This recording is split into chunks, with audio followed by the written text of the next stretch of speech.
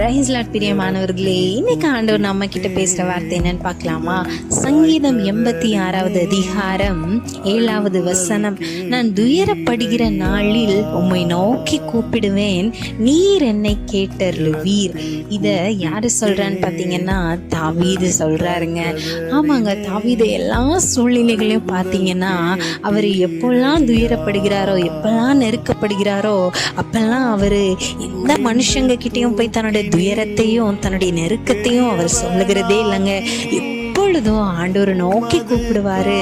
அதே மாதிரி ஆண்டவரும் அவருடைய ஜெபத்தையும் அவருடைய விண்ணப்பத்தையும் கேட்டு அதுக்கு பதில் கொடுத்தாருங்க.